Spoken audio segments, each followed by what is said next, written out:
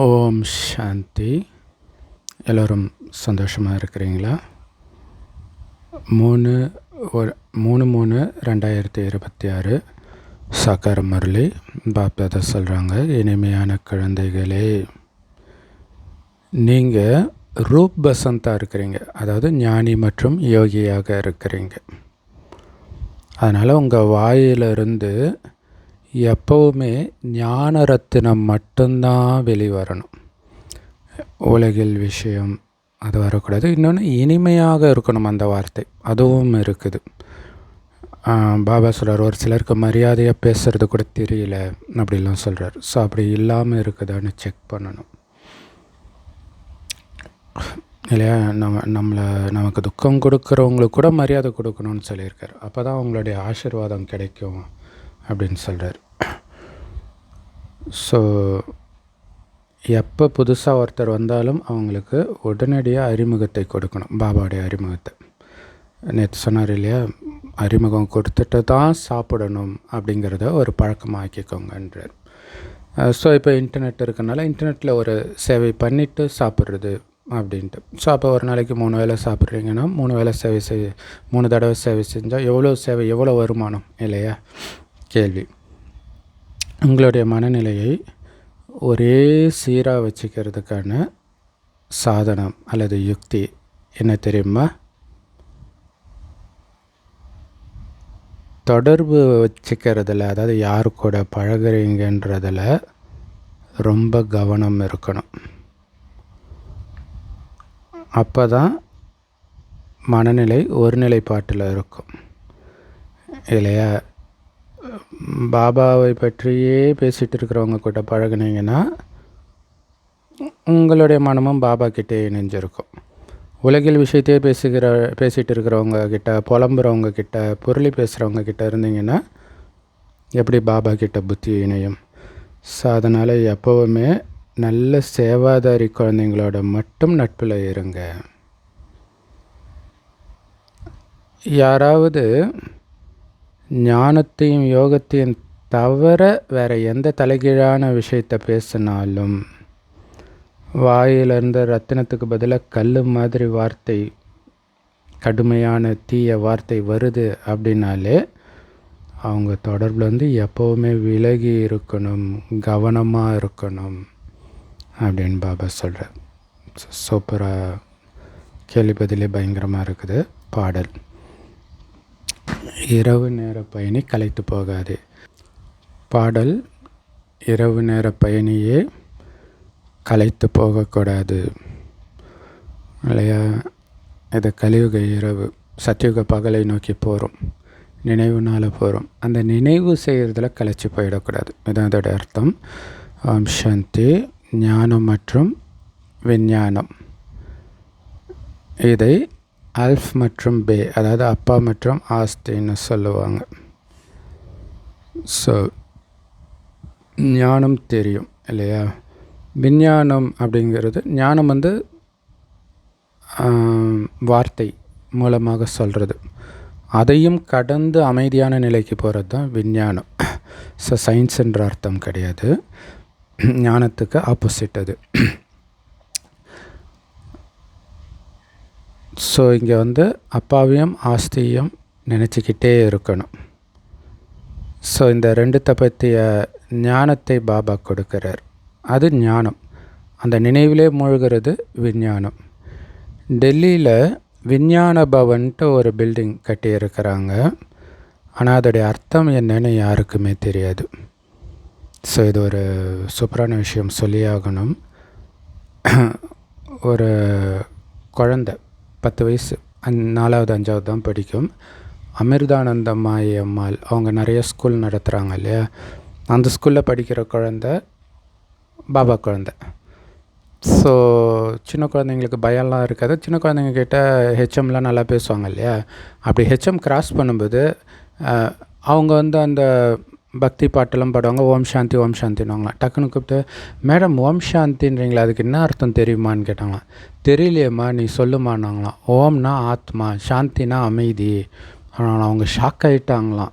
உனக்கு யாரும்மா இதெல்லாம் சொன்னதுன்னும் போது பிரம்மகுமாரிகள் வீடியோலாம் பார்ப்பேன் அப்படின்னு சொல்லியிருக்கிறாங்க. அதனால் அவங்க என்ன பண்ணிட்டாங்க, சரி நம்ம ஸ்கூல் வெப்சைட்டில் ஸ்கூலில் யூடியூப் சேனல் வச்சுருப்பாங்களே, அதில் நீ டெய்லியும் பேசுமான்னு இருக்காங்க. டெய்லியும் அந்த பாப்பா வந்து ஒரு நிமிஷம் ஷார்ட்டாக பேசிகிட்டு இருக்கிறாங்க. ஸோ எப்படியெல்லாம் பாபாவுடைய செய்தி போகுது பாருங்க. ஸ்கூலில் படிக்கிற குழந்தைங்களுக்கு அற்புதமான வாய்ப்பு. பேசுங்க, ஏன்னா குழந்தைங்க பேசுனா கேட்பாங்க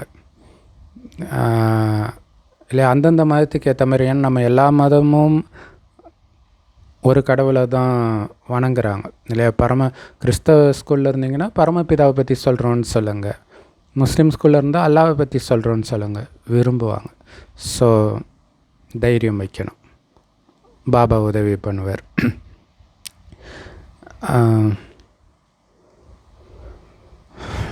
ஸோ அதான் பாபா சொல்கிறார்.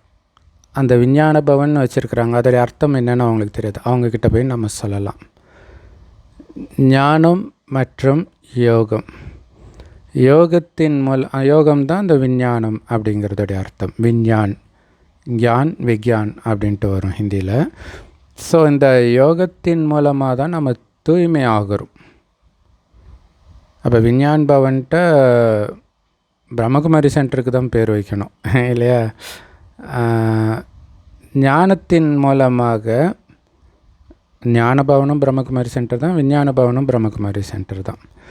ஞானத்தின் மூலமாக நம்முடைய ஆடை அழகு பெறுது, அதாவது அழகான உடல் நமக்கு கிடைக்கிது சொர்க்கத்தில். இந்த சிருஷ்டி சக்கரம் ஃபுல்லாக தெரிஞ்சுக்கிறோம் நாம். யோகத்தின் யாத்திரைக்காகவும் இந்த ஞானம் கிடைக்கிது இல்லை. சிருஷ்டி சக்கரம் பற்றிய ஞானமும் இருக்குது, பாபாவை எப்படி நினைக்கணுன்ற ஞானமும் இருக்குது. ஆனால் உலகியல் மனிதர்கள் ஒன்றும் யோகத்துக்காக ஞானம் கொடுக்கறது கிடையாது. அவங்க ஸ்தூலத்தில் ட்ரில்லு தான் கற்றுக் கொடுக்குறாங்க. கை காலை மடக்கிட்டு சுவாசத்தை கண்ட்ரோல் பண்ணுறது, இது எல்லாமே ஸ்தூலமான விஷயம். அதுக்கு எந்த ஞானமும் அவங்க கொடுக்கறதும் கிடையாது, அதுக்கு தேவையும் கிடையாது ஞானம் இல்லையா. இங்கே நம்ம பாபா நினைக்கிறதுனால என்ன பாவம் அழியிறதுனால தூய்மையாகிறோம், தூய்மையாகிறதுனால சொர்க்கத்தின் உயர்ந்த பதவி அடையிறோம் அப்படிங்கிற ஞானம் கிடைக்கிது. இது சூட்சமமான முக்கியமான விஷயம். ஸோ அதோடைய தொடர்பாகத்தான் இரவு நேர பயணியை கலைத்து போகாதே அப்படிங்கிற பாட்டும் இருக்குது. நம்மளது எல்லாமே சூக்ஷ்மமான விஷயம் இல்லையா, மனதுக்குள்ளே நடக்கிறது. பாபா சொல்றார், குழந்தைகளே, ஏ மூலவதனத்தின் பயணிகளே இல்லையா. மூலவதனம்னா பரந்தாமம்.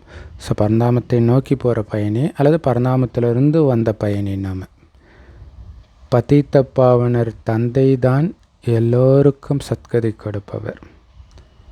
சத்கதினா என்ன? சொர்க்கத்தின் ஆஸ்தியை கொடுப்பவர்.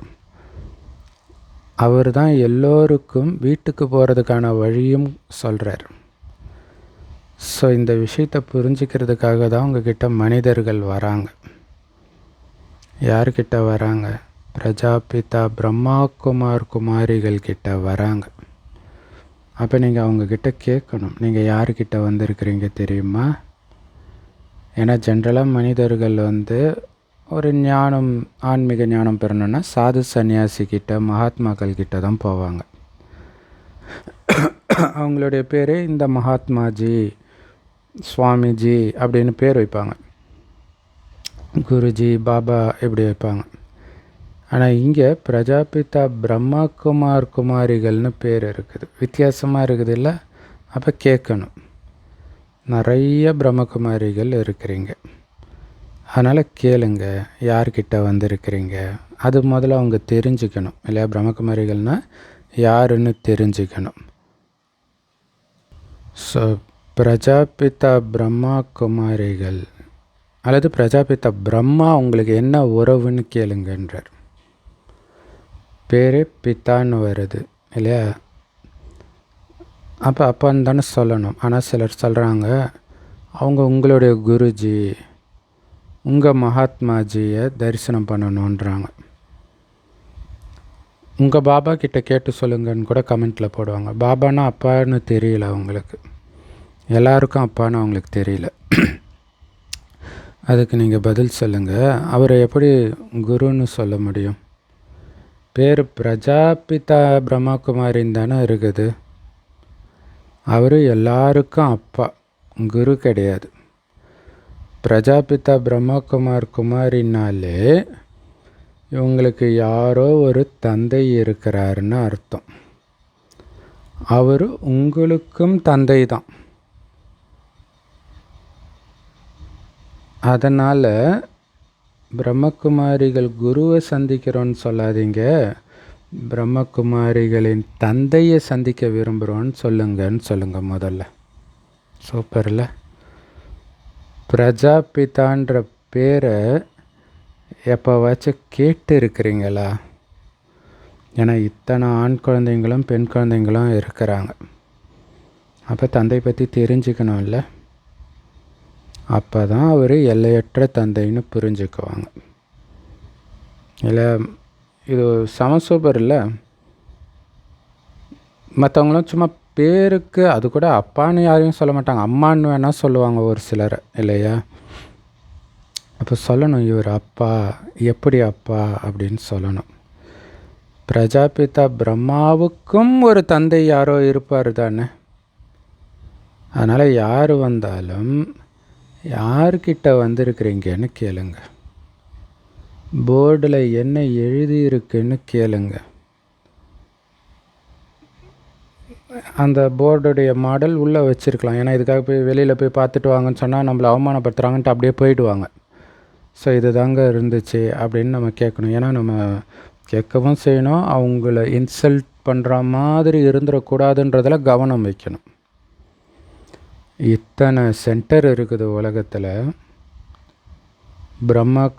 குமாரிகள் இத்தனை லட்சக்கணக்கான கோடிக்கணக்கான பேர் இருக்கிறாங்கன்னா கண்டிப்பாக அவங்களுக்கு ஒரு தந்தை இருப்பார் தானே. அவர் குருவாக இருக்க முடியாது. அதனால தான் பிரஜாபிதா பிரம்மான்னு சொல்கிறாங்க. ஏன்னா குரு அவர் கிடையாது, குரு சிவபாபா தான். நமக்கு மூணுமாக இருக்கிறது சிவபாபா தான். இப்போ தெரியுது பாருங்கள் ஏன் பிரஜாபிதான்னு பேர் வச்சுருக்காருன்னு. அவரோட குழந்தை நாம அப்படிங்கிறதுனால பிரஜாபிதா பிரம்மகுமாரி. அப்போ பிரம்மா எல்லாருக்கும் அப்பான்னு அர்த்தம். இது தெரியாமல் பாவம் இந்த சங்கர் பார்ட்டிங்க இவர் பிரம்மா எங்கால் தான் பிரஜாபிதா அப்படின்னு ஒன்று ஒன்றா பிரித்து ஒரு குழப்பிட்டு இருக்கிறாங்க. பாவம் அவங்கக்கிட்ட சிக்கினவங்க. சரி, ஸோ அதனால் அவங்க புத்தியிலேருந்து நம்ம யாருக்கிட்ட வந்திருக்கிறோன்றது முதல்ல பதியணும். அதனால் இதைத்தான் முதல்ல நீங்கள் சொல்லணும். உங்கள் வீட்டுக்கு வந்திருக்கிறீங்கன்னு அவங்க புரிஞ்சுக்கணும். ஒரு சகோதரி இந்த சிவனும் நானும் ஃபங்க்ஷனில் பிரம்மகுமாரி சென்டருக்கு அவங்க ஒரு கவர்மெண்ட் ஆஃபீஸில் ஒரு பெரிய அதிகாரியாக இருக்கிறாங்க. அழுகுறாங்க. அவங்களுக்கு அந்த வீட்டுக்கு வந்தோன்ற அந்த உணர்வு இருக்குது. அழுதுகிட்டே பேசுனாங்க. ஸோ இது வீடுன்னு அவங்க புரிஞ்சுக்கணும். ஏதோ ஒரு குடும்பத்தில் வந்திருக்கிறோம். நாங்கள் பிரஜாபிதா பிரம்மாவுடைய குழந்தைங்கன்னா கண்டிப்பாக நீங்களும் அவரோட குழந்தை தான். ஸோ கிறிஸ்டின் முஸ்லீமாக இருந்தால் ஆதாமுடைய குழந்தை அப்படின்னு சொல்லலாம். சரி, அந்த பிரம்மா யாருடைய குழந்தை? அவர் யார் படித்தாரோ அவருக்கு தானே குழந்தை இல்லையா? அங்கே ஆதாமை யார் படித்தா? கடவுள் படித்தா. அப்போ கடவுளோட குழந்தை தானே. பிரம்மா விஷ்ணு சங்கர் 3 பேரையுமே படைத்தது பரமபிதா பரமாத்மா சிவன் தான். அவர் சின்ன புள்ளியாக இருக்கிறார். அவருடைய பேர் சிவன். அவர் நம்முடைய தாத்தா. ஏன்னா நம்ம அப்பா பிரம்மாவுக்கும் அப்பாவுடைய அப்பா தாத்தா தானே. அதனால தான் கிறிஸ்மஸ் தாத்தான்றாங்க. கிறிஸ்மஸ் தாத்தா ப்ரைஸ் கொடுக்குறாருன்றது சொர்க்கத்தின் ஆஸ்தியை பாபா கொடுக்குறார். அதோடைய நினைவு அங்கே இனிமையான சொர்க்கத்தை கொடுக்கறனால அவங்க இனிப்பு கொடுக்குறாங்க. ஆத்மாவாகிய நீங்கள் கூட அவருடைய குழந்தை தான். பிரம்மாவுக்கு நீங்களும் குழந்தை தான். ஸோ அதனால் நாங்கள் எங்கள் பாப்தாதாவை சந்திக்க விரும்புகிறோன்னு சொல்லுங்கள். எப்படி? ஃபஸ்ட்டு பாபா என்ன சொன்னார்? உங்களுடைய பிரம்மகுமாரியுடைய தந்தையை சந்திக்க விரும்புகிறோன்னு சொல்லுங்கன்னு சொல்லிட்டு அடுத்தது அவர் உங்களுக்கும் தந்தை தான், அதனால் எங்கள் அப்பாவை சந்திக்க விரும்புகிறோன்னு சொல்லுங்கள். சூப்பர் இல்லை? ஞானத்தையும் கொடுத்தா மாதிரி ஆயிடுச்சு. அவங்க மைண்டில் ஆழமாக பதியும் இல்லையா? அவங்களுடைய புத்தி பாப்தாதா கிட்ட போயிடணும். அந்த மாதிரி அவங்களுக்கு புரிய வைக்கணும். நாம் யாருக்கிட்ட வந்திருக்கிறோம் அப்படின்னு அவங்க புரிஞ்சுக்கணும். பிரஜாபிதா பிரம்மா நம்முடைய அப்பா. அவர் ஆத்மாக்களாகிய நம்ம எல்லாருக்குமே அப்பா.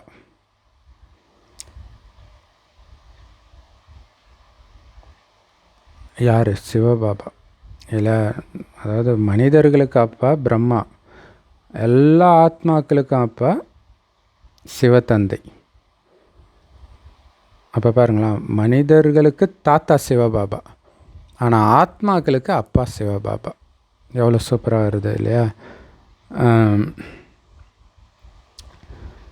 அதனால் நாம் யார்கிட்ட வந்திருக்கிறோன்றதை முதல்ல புரிஞ்சுக்கணும். ஸோ இன்றைக்கி முரளி ஃபுல்லாகவே இந்த ஒரு விஷயத்தையே ஆழமாக புரிய வைக்கிறார் பாருங்கள். ஒரு நாளும் ஒரே ஒரு விஷயத்தை வச்சுட்டு அதை எப்படி ஆழமாக நம்ம மைண்டுக்குள்ளே இறக்குறாரு பாருங்கள் பாபா. எவ்வளோ சூப்பர் இல்லையா?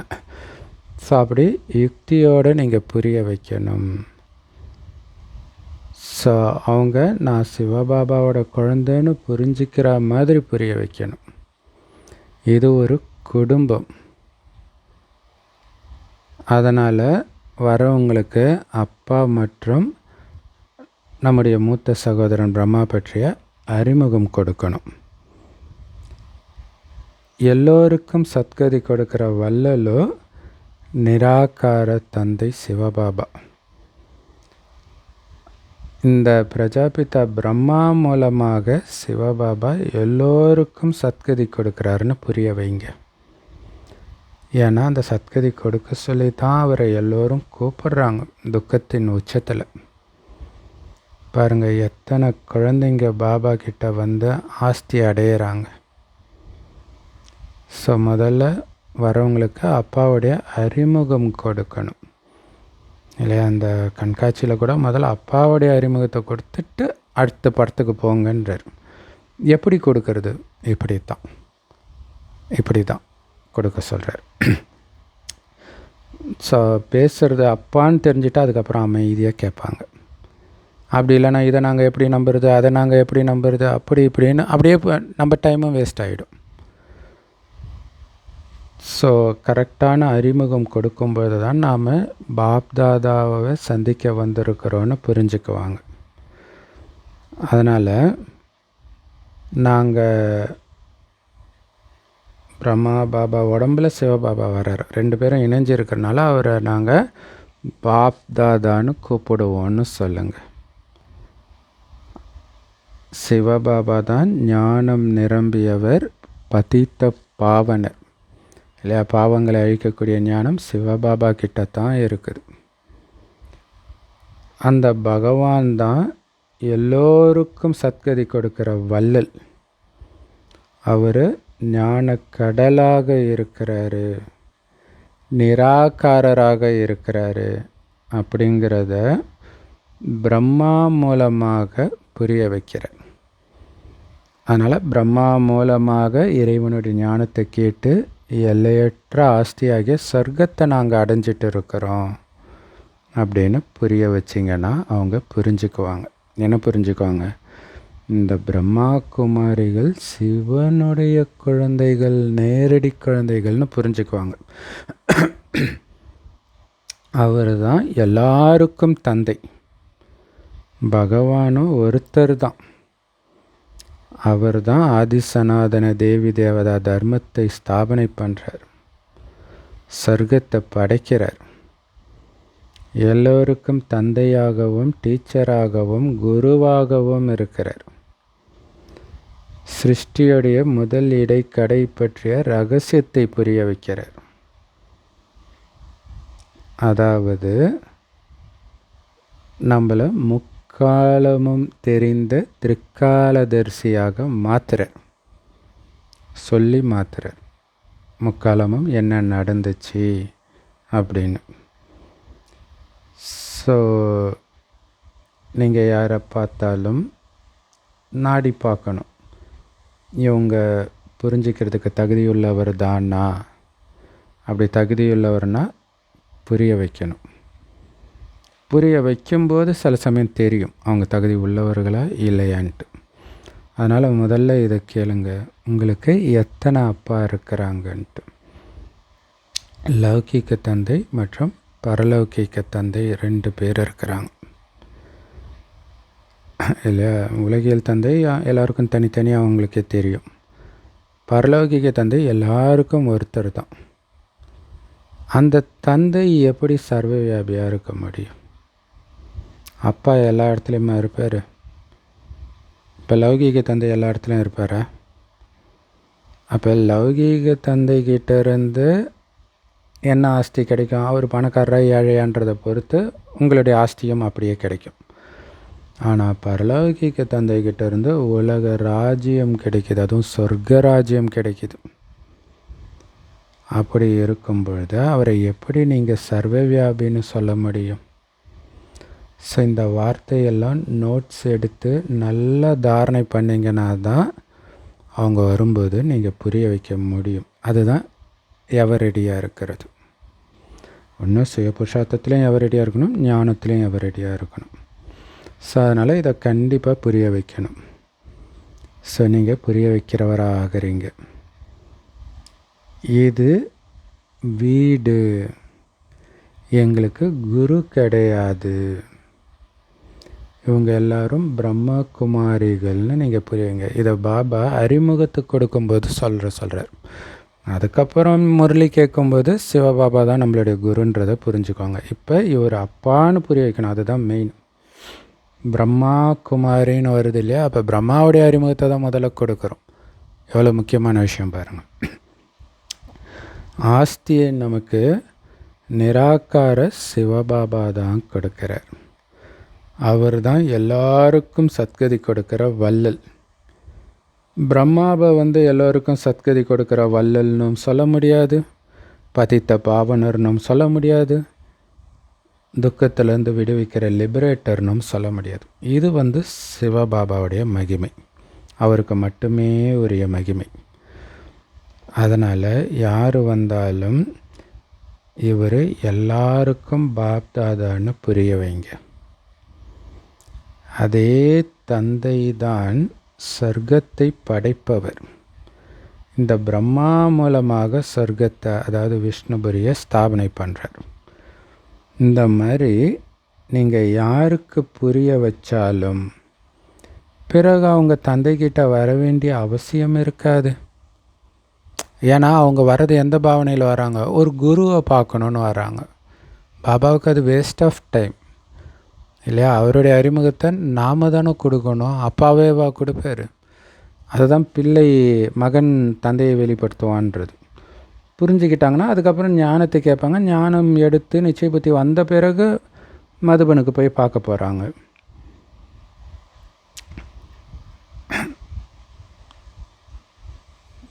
ஏன்னா அவங்களுக்கு அது ஒரு பழக்கமாயிடுச்சு, எங்கே போனாலும் குருஜியை பார்க்கறது. பக்தி மார்க்கத்தில் குருவுக்கு அவ்வளோ மகிமை செய்கிறாங்க. இது ஒரு டூரிஸ்ட் பிளேஸ் மாதிரி. ஒரு விஐபி வந்தாங்கன்னா நாங்கள் உங்கள் குருவை பார்க்கணும் அப்படி போயிடுறாங்க. வேத சாஸ்திரங்கள், யாத்திரைகள் இதெல்லாம் உலகாயுத குருமார்கள் தான் கற்றுக் கொடுக்குறாங்க. தீர்த்த யாத்திரைக்கு போகிறது, இந்த பிரச்சனையாக இந்த கோயிலுக்கு போயிட்டு வாங்க, பரிகாரம் அப்படியெல்லாம் கற்றுக் கொடுக்குறாங்க, வேத சாஸ்திரத்தை படிக்கிறதெல்லாம். ஸோ நீங்கள் புரிய வைங்க, ஒரு மனிதன் குருவாக இருக்க முடியாது. அதனால் பிரம்மாவை கூட நாங்கள் குருன்னு ஏற்றுக்கிறது கிடையாது, குருன்னு சொல்கிறது கிடையாது. சத்குரு மட்டும்தான் குரு, அது சிவபாபா மட்டும்தான். எந்த ஒரு மனுஷனும் ஞானக்கடலாக இருக்க முடியாது. அவங்க எல்லோரும் பக்தி மார்க்கத்தின் சாஸ்திரங்களை படிக்கிறவங்க. அது சாஸ்திரங்களுடைய ஞானம். அதை எழுதுனதும் மனுஷன்தானே. மனுஷன் எழுதின வேதத்தை படிச்சுட்டு சொல்கிறவங்க எப்படி குருவாக இருக்க முடியும்? அதை தத்துவ ஞானம்னு சொல்லலாம். ஆனால் இங்கே இல்லையா, அவங்க அந்த பிரம்ம மகாதத்துவத்தை நினைக்க சொல்லி கொடுக்குறாங்க. அதனால் அது தத்துவ ஞானம். இங்கே உங்களுக்கு சுயம் ஞானக்கடல் சிவபாபாவே வந்து படிப்பு சொல்லி கொடுக்குறார். இது ஆன்மீக ஞானம். ஞானக்கடல்னு பிரம்மா விஷ்ணு சங்கரரை கூட சொல்ல முடியாது. ஏன்னா சிவபாபாவுக்கு அடுத்த பிளேஸ் பிரம்மா விஷ்ணு சங்கர் தான், சூக்ஷ்மோதனவாசிகள். அவங்கள கூட ஞானக்கடல்னு சொல்ல முடியாதுன்னும் பொழுது ஸ்தூல உடலில் இருக்கிற மனுஷனை எப்படி ஞானக்கடல்னு சொல்ல முடியும், குருன்னு சொல்ல முடியும்? ஞானத்தின் அத்தாரிட்டியாக ஒருபோதும் மனிதர்கள் இருக்க முடியாது. உண்மையிலேயே அவங்கள வேணால் சாஸ்திரங்களின் அத்தாரிட்டின்னு வேணால் சொல்லலாம். ஆனால் உண்மையிலே சாஸ்திரங்களின் அத்தாரிட்டி கூட பரமபிதா பரமாத்மா சிவபாபா தான். ஏன்னா பாபா கொடுக்குற ஞானத்திலிருந்து தானே அதுவே வெளிப்படுது. இந்த விதையிலிருந்து வர ஒரு கிளை தானே அதெல்லாம். ஸோ பரமபிதா பரமாத்மா இந்த பிரம்மா மூலமாக அனைத்து வேதசாரங்களின் சாரத்தை புரிய வைக்கிறாருன்னு தானே காட்டுறாங்க. பிரம்மா கையில் வேத சாஸ்திரங்கள் கொடுத்துருக்குறாங்கள, அதோடைய அர்த்தம் நான் அதோடைய சாரம், அந்த சாரத்தை சிவபாபா புரிய வைக்கிறார். அப்போ வேத சாஸ்திரங்களுக்கும் அத்தாரிட்டி சிவபாபா ஆயிட்டாரே. அப்போ எந்த ஞானத்துக்கும் மனிதன் அத்தாரிட்டி கிடையாது இல்லையா? பாபா சொல்கிறாரு, என்னை யாருமே தெரிஞ்சிக்கலன்னும் பொழுது அவங்களுக்கு எப்படி ஆஸ்தி கிடைக்கும்? ஏன்னா எல்லையற்ற ஆஸ்தி எல்லையற்ற தந்தைக்கிட்ட இருந்து தானே கிடைக்கிது. ஸோ இப்போ பாபா என்ன பண்ணிகிட்டு இருக்கிறாரு? இதுதான் ஹோலி மற்றும் துரியா, ஞானம் மற்றும் விஞ்ஞானம். கரெக்டாக ஹோலி வருது இல்லையா, 4ஆம் தேதி. ஸோ 2 வார்த்தை தான், ஞானம் யோகம். அதான் ஹோலி துரியா. ஸோ துரியான்றதுக்கு என்ன அர்த்தம்னு தெரியல. ஒருவேளை ஹோலிக்கு முன்னாடி நாள் ஹோலிக்கா தஹன்னுவாங்க, அதை தான் சொல்கிறாங்களா என்னன்னு தெரியல. ஸோ தெரிஞ்சவங்க அவசியம் கமெண்ட்டில் போடுங்க. ஹிந்தி தெரிஞ்சவங்களுக்கு அது தெரியும், துரியான்னு என்ன ஃபங்க்ஷன் இருக்குது அப்படிங்கிறது. சரி, மன்மனாபவன்ற ஞானத்தையும் கொடுக்கிறார். மன்மனாபவன் என்ன அர்த்தம்? என்னை மட்டும் நினைவு செய்யுங்கன்னு அர்த்தம். அதான் யோகம். யோகம் பெற்ற ஞானத்தையும் கொடுக்கிறார். ஏன்னா என்னை நினைவு செஞ்சீங்கன்னா உங்களுடைய பாவங்கள் அழிஞ்சிடும். ஸோ அதனால் இது ஞானம் மற்றும் விஞ்ஞானம், அதாவது ஹோலி மற்றும் துரியா.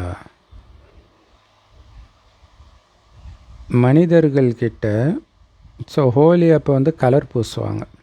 ஸோ பாபா சண்டே முரளியில் சொன்னார் இல்லையா, ஞானத்தை பூசி அவருடைய குணத்தை நம்மளுடைய குணமாக மாற்றுறார். அதனால் அது ஹோலி. இப்போ துரியான்றது அப்போ யோகமாகுது.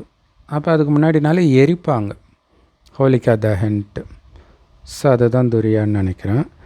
மனிதர்கள்கிட்ட ஞானம் இல்லாததுனால அவங்க சும்மா ஸ்தூலமாக ஒருத்தருக்கு ஒருத்தர் முகத்தில் தூசியை போடுறாங்க, கிண்டல் பண்ணுறாங்க. ஒரு கேளிக்கை விளையாட்டாயிடுச்சு அந்த கலர் பொடி போடுறது ஹோலி அப்போ. ஆனால் அப்படி போடுறதுனால யாராவது மாறிடுறாங்களா? அப்படியே தான் இருக்க போகுது அவங்க குணம் இல்லையா? அதனால் ஒன்றும் யாருக்கும் கதியும் கிடைக்க போகிறதில்ல, சத்கதியும் கிடைக்க போகிறதில்ல. கதினா முக்தி, சத்கதினா சொர்க்கத்துக்கு போகிறது, முக்தினா பரந்தாமத்துக்கு போகிறது. ஸோ அப்போ அவங்க தூசியை தான் முகத்தில் போடுறாங்க. ஸோ அதை கண்ணை கூட இரிட்டேட் பண்ணணுன்னு நினைக்கிறேன். ஞானத்தின் 3ஆவது கண் யாருக்குமே இல்லை. அதனால் வெறும் கட்டுக்கதையாக கேட்டுகிட்டே வந்திருக்கிறாங்க. இப்போ கூட பாருங்களாம், யூடியூப்பில் நம்ம இந்த இதுக்கெல்லாம் கதைக்கு பின்னாடி உள்ள அர்த்தத்தை சொல்கிறோம், யாரும் பார்க்குறதில்ல. ஆனால் அந்த வெறும் கதையை மட்டும் சொல்கிறாங்க, லட்சக்கணக்கான வியூஸ் கோடிக்கணக்கான வியூஸ். ஸோ மக்களுக்கு அதுதான் பிடிச்சிருக்குது. அதை தான் குருட்டு நம்பிக்கைன்னு சொல்லப்படுது. ஸோ இப்போ ஆத்மாக்களாகியவங்களுக்கு ஞானத்தின் 3வது கண் கிடச்சிருக்கு. ஸோ அதனால் குழந்தைகளாகிய நீங்கள் தான் மற்றவங்களுக்கும் பாபா கிட்டேருந்து எப்படி ஆஸ்தி அடையிறது அப்படின்னு அறிவுரை கொடுக்கணும். அதாவது வழியை சொல்லணும். ஸோ அப்போ தான் அவங்களுக்கு தெரியும் பிரம்மா மூலமாக தான் இந்த ஆஸ்தியை அவங்களால அடைய முடியும், வேறு யார் மூலமாகவும் கிடைக்காது அப்படின்னு. ஸோ அதனால்தான் எல்லா சென்டர்லேயும் பிரஜாபிதா பிரம்மா குமார் குமாரிகள் கீதா பாடசாலைன்னு எழுதப்பட்டிருக்குது. சும்மா கீதா பாடசாலைன்னு மட்டும் எழுதுனீங்கன்னா அது நிறைய பேர் நடத்துகிறாங்க, அந்த மாதிரி பொதுவாகிடும். ஸோ இது பிரஜாபிதா பிரம்மகுமாரிகள் அப்படின்றத போடணும். இப்போ நீங்களும் பிகேன்னு தான் எழுதுறீங்க உங்கள் பேரிலே இல்லையா?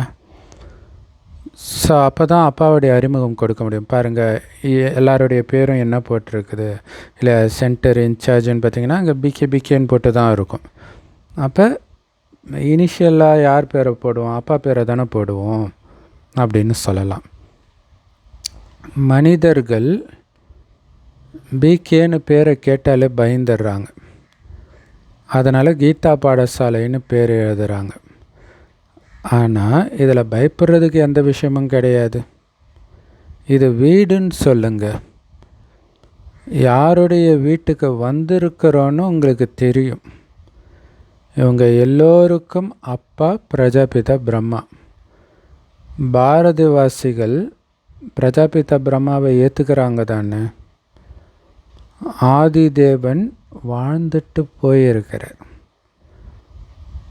ஸோ அவருடைய மனித வம்சாவளி தான் இதுன்னு கிறிஸ்தவர்கள் கூட புரிஞ்சுக்கிறாங்க. இல்லை, ஆதிதேவன் ஆதாம சொல்கிறாங்க, அவருடைய மனித வம்சாவளின்னு புரிஞ்சுக்கிறாங்க. மற்றபடி அவங்க கிறிஸ்துவத்தான் ஏற்றுக்கிறாங்க. ஆனால் ஸோ அவங்க கிறிஸ்துவ அப்பான்னு புரிஞ்சுக்கிறாங்க. புத்த மதத்தினர் புத்தர் அப்பான்னு புரிஞ்சுக்கிறாங்க. ஏன்னா அவங்களுடைய வம்சாவளி இல்லையா அவங்க. ஸோ அவர் எப்படி அப்பா ஆனார், இதை வச்சு நம்ம புரிய வைக்கலாம். இயேசு எப்படி அப்பா ஆனார்? இயேசுக்கா பிறந்தீங்க? இயேசுக்கு தான் கல்யாணமே ஆகலைன்றாங்கல்ல. அப்போ அந்த ஞானத்தை கேட்கறதுனால அப்பான்னா அந்த மாதிரி தான் ஆதாமும் அப்பான்னு புரிய வைக்கணும். அவர் மூலமாக ஞானம் வந்தது, ஆனால் கொடுத்தது சிவன் புரிய வைக்கணும். உண்மையிலே சிவபாபா இந்த பிரம்மா மூலமாக ஆதிசநாதன தேவி தேவதா தர்மத்தை ஸ்தாபனை பண்ணிட்டு இருக்கிறார். அவரோ கிரேட் கிரேட் கிராண்ட் ஃபாதர் இல்லையா, கொள்ளு தாத்தா எழு தாத்தானுவாங்களே, அது மாதிரி ஆதி தாத்தா பிரம்மா பாபா. முதல்ல அப்பாவுடைய அறிமுகத்தை கொடுக்கணும். ஸோ பாபா அப்பாவுடைய அறிமுகத்தை கொடுக்கணும்னு இவ்வளோ நாள் சொன்னது பிரம்மா பாபாவுடைய அறிமுகத்தை தான் முதல்ல கொடுக்க சொல்லியிருக்கிறாருன்றது இன்றைக்கி முரளி படிக்கும்போது தான் தெரியுது. உங்கள் தந்தையை சந்திக்க விரும்புகிறோம்னு அவங்க சொல்லலாம். ஆனால் ஆஸ்தி சிவபாபா கிட்டேருந்து தான் கிடைக்கிது, பிரம்மா கிட்டேருந்து இல்லை அப்படின்னு சொல்லுங்கள். ஸோ அப்போ முரளி கேளுங்க. அவரை பார்க்க முடியாது, ஏன்னா அவருக்கு உடம்பு கிடையாது. அப்போ ஞானத்தை கேளுங்கன்னு சொல்லணும். உங்களுடைய தந்தை யார்? கீதையுடைய பகவான் யார்? ஆதிசநாதன தேவி தேவதா தர்மத்தை ஸ்தாபனை செஞ்சது யார்? இதையெல்லாம் புரிய வைக்கணும். தந்தைன்னு சொல்லும் பொழுது இந்த பிரம்மகுமார் குமாரிகள் எல்லாரும் சிவபாபாவுடைய குழந்தைங்கன்னு புரிஞ்சுக்குவாங்க இல்லையா? ஸோ பிரம்மா மூலமாக சிவபாபாவுக்கு குழந்தையாக இருக்கணும். ஸோ 2 தந்தையுடைய அறிமுகத்தையும் கொடுக்கணும். கதி அல்லது சத்கதியின் ஆஸ்தியோ சிவபாபா கிட்ட இருந்து தான் கிடைக்கிது, ஆனால் பிரம்மா மூலமாக கிடைக்கிது.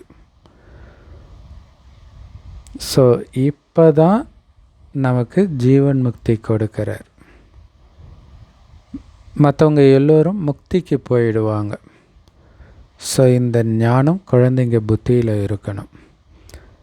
யாராவது வந்தாங்கன்னா நீங்கள் யாரை சந்திக்க விரும்புகிறீங்கன்னு கேட்டு புரிய வைங்க. ஏன்னா நீங்கள் சந்திக்க வந்திருக்கிறது குருவை இல்லை, எங்களுக்கும் உங்களுக்கும் தந்தையாக இருக்கிறவரன்னு புரிய வைங்க. குரு கோசாயியை சந்திக்க வரல. ஸோ இது உங்களுக்கு தெரியும். ஸோ இதுதான் உண்மையிலே நீங்கள் ஹோலி துரியா செய்ய வைக்கிற மாதிரின்றார் இல்லையா. இந்த வர்ணத்தை அவங்களுக்கு பூசுறீங்க. அப்படி இல்லைன்னா ஹோலி துரியாவுக்கு எந்த அர்த்தமும் வெளிப்படுறது கிடையாது. ஞானத்தினால உடல்ன்ற ஆடையை அழகாக்குறீங்க. ஸோ அவங்க அதுக்கு பதிலாக உடல் மேலே அல்லது ட்ரெஸ்ஸு மேலே கலரை பூசுகிறாங்க. இங்கே நம்ம ஞானத்தை பூசுகிறோம். ஆத்மா ஸோ உடல்ன்ற ஆடை அழகாக்குறீங்கன்னு அர்த்தம். சொர்க்கத்தில் அந்த அழகான உடல் கிடைக்கிது. ஆத்மா இந்த உடல்ன்ற ஆடைக்குள்ளே தான் இருக்குது. அது தூய்மை ஆகிறதுனால சரீரமும் தூய்மையானதாக கிடைக்கும். இது மாறிடாது. இனி கிடைக்க போகிற சரீரம் தூய்மையாக கிடைக்கும் சத்தியுகத்தில். ஏன்னா இது தூய்மையான சரீரம் இல்லை, அழியக்கூடிய அழுக்கான சரீரம். இது அழிய போகுது. மற்றபடி அவங்க கங்கையில் குளிக்கிறதெல்லாம் உடம்பு தானே குளிப்பாட்ட முடியும். ஆனால் பாவம் இருக்கிறதோ ஆத்மாவில் தானே. ஆத்மாவை அந்த தண்ணியில் குளிப்பாட்ட முடியாதே. ஸோ பதித்த பாவனரோ தந்தையை தவிர வேறு யாரும் எதுவும் கிடையாது. அப்போ தூய்மையாகணும்னா தந்தையை நினைத்தால்தான் தூய்மையாகும். ஆத்மா தான் தூய்மையை இழக்குது. அப்படி இருக்கும்போது ஆத்மாவை எப்படி தண்ணியில் குளிப்பாட்டி தூய்மையாக்க முடியும்? ஸோ இது யாருக்குமே தெரியல. அதனால் அவங்க ஆத்மா தான் பரமாத்மான்னு சொல்லிடுறாங்க. ஆத்மா நிர்லேப், அதில் பாவ புண்ணியம்லாம் ஒட்டாதுன்னு சொல்லிடுறாங்க. ஸோ இப்போ யார் புத்திசாலியாக இருக்கிறாங்களோ, இப்போ பாருங்களேன், ஆத்மாவே பரமாத்மான்னு நினைக்கிறவங்க எந்த பாவம் செய்கிறதுக்கும் கவலைப்பட மாட்டாங்க. ஏன்னா பரமாத்மா தானே பண்ணுறாருன்ட்டு போயிடுவாங்க. ஸோ அது எவ்வளோ டேஞ்சர், ஆத்மா தான் பரமாத்மான்னு நினைக்கிறது. யார் புத்திசாலியாக இருக்கிறாங்களோ அவங்க தான் இந்த ஞானத்தை எல்லாம் நல்லா தாரணை பண்ணி மற்றவங்களையும் தாரணை செய்ய வைக்க முடியும். எந்த குழந்தைங்களுடைய வாயிலிருந்து எப்போவுமே இந்த ஞான ரத்தினங்கள் மட்டும் வெளிப்படுதோ அவங்கள தான் ரூப் பசந்த், அதாவது ஞானி மற்றும் யோகின்னு சொல்லுவோம். ஞானம் விஞ்ஞானம் இல்லாமல் உங்களுக்குள்ள எந்த ஒரு கொடுக்கல் வாங்கல் செஞ்சாலும் கல்லால் அடிக்கிறதுக்கு சமம்ன்ற. சூப்பர் இல்லை இல்லையா? ஞானத்தின் ரீதியாக இருக்கணும். நீங்கள் பார்க்குறது, பேசுகிறது, நினைக்கிறது, மற்றவங்க தொடர்பில் வர்றது யோகத்தோடவும் இருக்கணும். அப்படி இல்லைன்னா நீங்கள் கல்லால் அடிச்சுக்கிறீங்க அப்படின்னு அர்த்தன்ற. செம்ம பாயிண்ட் இல்லையா? அப்போ அது துக்கம் தானே கல்லால் அடிக்கிறதுன்றது. இப்போ யோகம் இல்லாமல் நீங்கள் எது பண்ணாலும் துக்கம்தான் கொடுக்குறீங்க, பாவம்தான் பண்ணுறீங்க. நேற்று சொன்னார் இல்லையா, என் மூலமாக பாவம் நடக்குதா செக் பண்ணிக்கிட்டே இருங்க, புண்ணியம்தான் என் மூலமாக நடக்கணும் அப்படின்னு அர்த்தம். யோகத்திலேயே இருக்கணும். ஸோ அப்படி ஞானம் யோகம் இல்லைன்னா சேவைக்கு பதிலாக சேவைக்கு குந்தகம் விளைவிக்கிறீங்க, டிசர்வீஸ் பண்ணுறீங்க. 63 பிறவியாக ஒருவர் மற்றவரை கல்லால் தான் அடிச்சிட்டு வந்திருக்கிறீங்க தேக உணர்வுனால். அதனால தான் இப்போ பாபா சொல்கிறாரு, ஞான விஷயங்களை விஞ்ஞான விஷயங்களை மட்டுமே உங்களுக்குள்ளே பேசி ஒருவரை ஒருவர் குஷிப்படுத்தணும். ஸோ அதனால் பரசிந்தனை செய்கிறது, அதாவது மற்றவங்களை பற்றி சிந்திக்கிறது, மற்றவங்க குறைகளை சிந்திக்கிறது, பேசுகிறது, அல்லது மற்றவங்க பேசுகிறத கேட்குறது, இதெல்லாம் பண்ணவே கூடாது. சொன்னாமல், ஏன்னா அது ஞானம் கிடையாது இல்லையா அப்படி பண்ணுறது. ஏன்னா முழு உலகத்தில் எல்லாருமே கல்லால் தான் அடிச்சிட்டு இருக்கிறாங்க ஒருத்தர். ஆனால் நீங்களும் ரூப் பசந்தாக இருக்கிறீங்க. அதனால் ஞானம் விஞ்ஞானத்தை தவிர வேறு எதையுமே நீங்கள் கேட்கவோ சொல்லவோ கூடாது. யார் தலைகீழான விஷயத்தை பேசுகிறாங்களோ அவங்களோட சேரவே கூடாது. அது தீய சேர்க்கை. அதிக சேவை யார் செய்கிறாங்களோ அவங்களோட சேர்றது தான் உங்களை அந்த கரைக்கு பார்க்கடலுக்கு அழைச்சிட்டு போகும். ஸோ சில பிராமண குழந்தைங்க நல்ல ரூப் பசந்தாக இருக்கிறாங்க. பிராமணராகி பிறகு தேவையற்ற தலைகீழான விஷயங்களை சிலர் பேசுகிறாங்க. அப்படிப்பட்டவர்களோட நீங்கள் சேரக்கூடாது. அந்த சேர்க்கை தப்பு. அப்படி இல்லைன்னா அவங்க உங்களுக்கு நஷ்டத்தை ஏற்படுத்திடுவாங்க. ஸோ அதுக்கான உதாரணம் தான் கர்ணன் இல்லையா? துரியோதனனோட சேர்ந்து வீணா போயிடுறான். ஏன்னா கர்ணனும் பாண்டவர்கள் தான் இல்லையா? பாபா அடிக்கடி எச்சரிக்கை பண்ணுறார், தீய சேர்க்கை கூடாதுன்ட்டு. ஒருவர் மற்றவரிடம் தலைகீழான விஷயங்களை பேசாதீங்க, இல்லைன்னா உங்களுக்கும் அழிவை தேடிட்டு மற்றவங்களுக்கும் அழிவை ஏற்படுத்திடுவீங்க.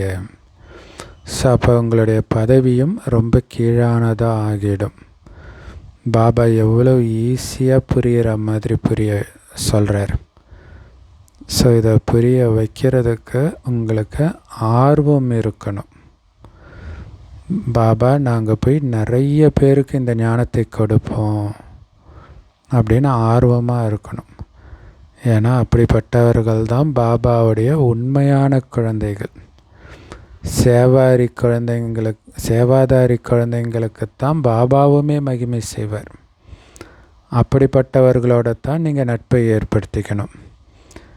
யார் நல்ல மாணவர்களோட சேர்க்கை வைக்கிறாங்களோ அவங்களோட தான் நீங்கள் நட்பாக இருக்கணும். பாபா கிட்ட கேட்டால் கரெக்டாக சொல்லுவார் யாரோட சேரணும் யாரோட சேரக்கூடாதுன்ட்டு. யார் பாபாவுடைய மனசில் இடம் பிடிச்சிருக்கிறாங்களோ அவங்க சொல்லுவாங்க. சேவை செய்கிறவங்க மேலே பாபாவுக்கும் கூட மதிப்பு இருக்குது. சிலரோ சேவை கூட செய்ய முடியறது கிடையாது. இந்த மாதிரி காரணம் என்ன? சேவை செய்யலைனாலே ஏதோ தப்பு பண்ணுறாங்கன்னு அர்த்தம்.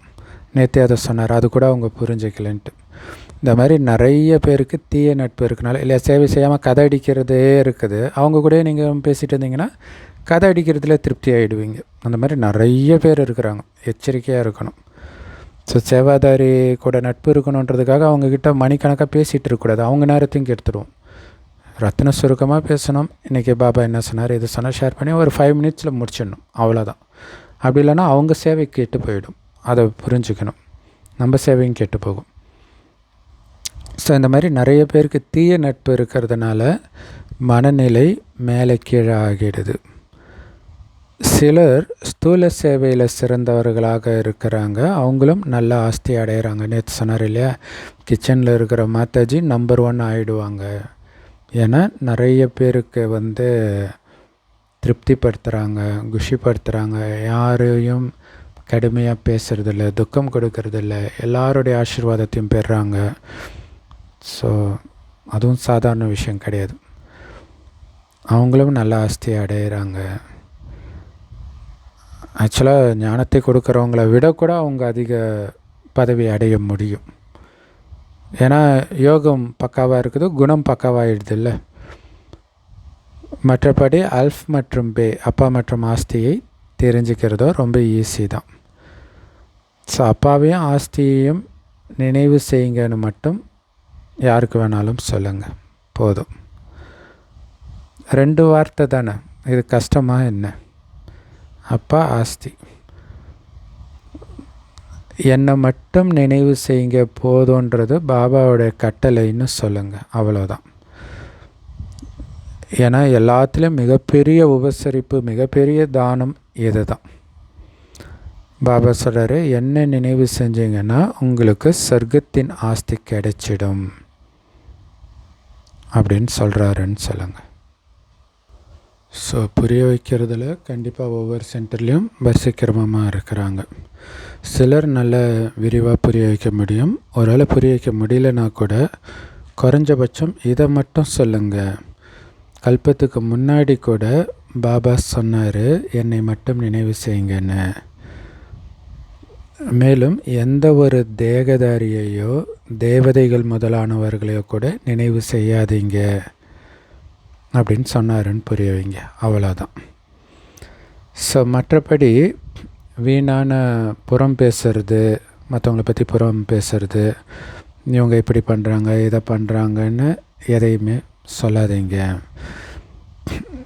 ஸோ இந்த பாபா உங்களுக்கு ஹோலி தூரியா கற்றுக் கொடுக்குறார். மற்றபடி கலர் பவுடரை பூசுறது அசுர மனிதர்களுடைய வேலை. ஸோ யாராவது மற்றவங்கள நிந்தனை பண்ணுறாங்க அப்படின்னா அதை நம்ம கேட்கக்கூடாது. பாபா எவ்வளோ நல்ல விஷயங்களை சொல்கிறார். மன்மனாபவ மத்தியாஜீபவ. ஸோ பாபா எவ்வளோ நல்ல விஷயங்களெல்லாம் சொல்கிறார். அதை விட்டுட்டு எதுக்கு கெட்ட விஷயத்தை கேட்கணும்? மன்மனாபவ மத்தியாஜீபவ, இதுதான் மெயின். யார் வந்தாலும் அவங்களுக்கு இதையே புரிய வைங்க. சிவபாபா எல்லாருக்கும் தந்தை. அவர் சொல்கிறாரு, என்னை மட்டும் நினைவு செய்யுங்க, அப்போ தான் சொர்க்கத்தின் ஆஸ்தி கிடைக்கும்னு.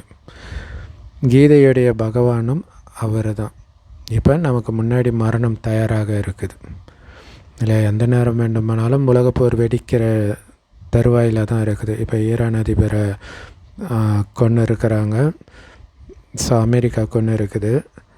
அப்போ நாளைக்கு நமக்கும் இதே நிலமை தான்ட்டு ரஷ்யா சைனாவில் நினச்சிடுச்சு அப்படின்னாலே போர் ஸ்டார்ட் ஆகிடும். ஸோ அதற்கான வாய்ப்பு அதிகமாக இருக்குது. ஆக்சுவலாக நேற்றுலாம் பார்த்திங்கன்னா அமெரிக்கா அந்த வளைகுடா நாட்டில் இருக்கக்கூடிய அமெரிக்கர்களுக்கு அவசர செய்தி, சாப்பாடெல்லாம் தயாராக வச்சுக்கோங்க, பாதுகாப்பாக இருங்கன்ட்டு.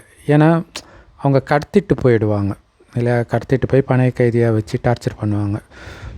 ஸோ அப்படின்னாலே என்ன அர்த்தம், இங்கே கொல்ல போகிறாங்கனாலே ஏதோ ஒன்று ஆகுன்றது அவங்களுக்கு தெரியுது.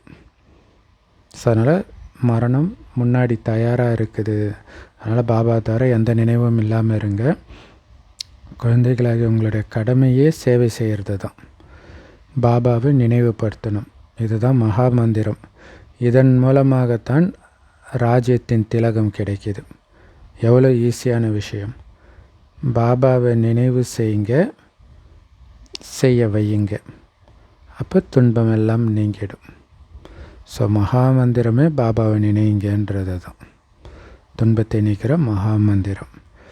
நல்லது. அற்புதமான முரளி கொடுத்த அன்பான தாய் தந்தை பாப்தாதாவுக்கு அன்பு நினைவுகள் மற்றும் காலை வணக்கம். பாபா சொல்கிறாங்க, புத்திசாலியாகி எல்லாருக்கும் பாபாவுடைய அறிமுகத்தை கொடுக்கணும். வாயிலிருந்து ஒருபோதும் கல் மாதிரி வார்த்தை வரக்கூடாது. அது சேவைக்கு டிசர்வீஸ் ஆகிடும். ஞானம் யோகத்தை தவிர வேறு எதுவுமே உங்கள் வாயிலிருந்து வரக்கூடாது. தேவையில்லாத பிரச்சனை, வீண் கதை, வாதம் விவாதம் எதுவும் பண்ணக்கூடாது. யார் ரூப் பசந்தாக, அதாவது ஞானம் மற்றும் யோகம் நிறைந்தவராக சேவாதாரியாக இருக்கிறாங்களோ அவங்களுடைய சேவை அவங்களோட தான் சேரணும், அவங்களோட தான் நட்பில் இருக்கணும். ஸோ மற்றபடி தலைகீழான விஷயம் பேசுகிறவங்க கூட சேரவே கூடாது. ஏன்னா நம்மளும் கெட்டு போயிடுவோம். வரதானம். ஞானத்தின் மூலமாக ராவணனுடைய பலவிதமான ரூபங்களை கண்டறிந்து அதோடைய கவர்ச்சியிலிருந்து விடுபட்டு இருக்கக்கூடிய தைரியசாலியாகுங்கள். அதுக்கு விளக்கம், எந்த குழந்தைங்க ஞானத்தின் மூலமாக மாயாவுடைய பலவிதமான ரூபங்களை கரெக்டாக தெரிஞ்சுக்கிட்டாங்களோ அவங்க முன்னாடி ராவணன் பக்கத்தில் கூட வர முடியாதுன்றார் இல்லையா. ஏன்னா அவன் இது ராவணன்னு கண்டுபிடிக்க முடியாத மாதிரி தான் வருவான். ஸோ அதை தான் கண்டுபிடிச்சி அப்பால போ சாத்தானேன்னு இயேசு சொல்கிறதா காட்டுறாங்க. ஸோ தங்கத்தின் ரூபம் தரித்து வந்தாலும் சரி, வைரத்தின் ரூபம் தரித்து வந்தாலும் சரி, அதோடைய கவர்ச்சியில் ஞானி ஆத்மாக்கள் சிக்க மாட்டாங்க. அதுதான் அனுபவமூர்த்தின்றது. அவங்களுக்கு தெரியும் இதை அடுத்தது எங்கே இட்டுட்டு போய் விடும் அப்படின்ட்டு. ஸோ அந்த மாதிரி உண்மையான சீதைகளாகி எல்லைக்கோட்டுக்கு உள்ளே இருப்பேன், அந்த கோட்டை தாண்டி போக மாட்டேன்ற லட்சியம் வைக்கிறதுக்குத்தான் தைரியம் வேணும். கோட்டை தாண்டறதுக்கு தைரியம் தேவையில்லை இல்லையா? ஸோ அந்த கோட்டுக்குள்ளே இருக்கிறதுக்கான ஸ்ரீமத்துன்ற கோட்டுக்குள்ளே இருக்கிறதுக்கான லட்சியம் வைக்கிற தைரியசாலி ஆகுங்கள். பிறகு இந்த ராவணனுடைய பெரிய படை உங்களை தாக்கிறதுக்கு பதிலாக உங்களுடைய ஒத்துழைப்பாளராக மாறிடும். இயற்கையுடைய பஞ்ச தத்துவமும் 5 விகாரங்களும் கூட மாற்றமாகி உங்களுடைய சேவைக்கு வேலைக்காரனாக சேவகனாக மாறிடும். ஸோ அதுக்கு நீங்கள் அதன் மீது வெற்றி அடையணும், அதை அடையாளம் கண்டுக்கணும், அதை பக்கத்தில் கூட வரவிடக்கூடாது. அப்போ உங்களுக்கு அது அடிமையாகிடும் அப்படிங்கிறார். சூப்பர் இல்லையா ஸ்லோகன். சேவையில் வெற்றி பெறணுன்னா பணிவுன்ற சிறப்புத்தன்மையை தாரணை பண்ணுங்க. ஏன்னா பணிவு தான் பாபா குழந்தைங்களுக்கு பாதுகாப்பு கவசம், குறிப்பாக இந்த கலியுகத்தில். ஸோ அதனால் உங்களுடைய வார்த்தையில் அத்தாரிட்டி இருக்கணும், தைரியம் இருக்கணும், பணிவோடு கலந்து இருக்கணும். அப்போ தான் சேவையில் வெற்றி அடைய முடியும். அகங்காரமாக பேசினா வெற்றி அடைய முடியாது.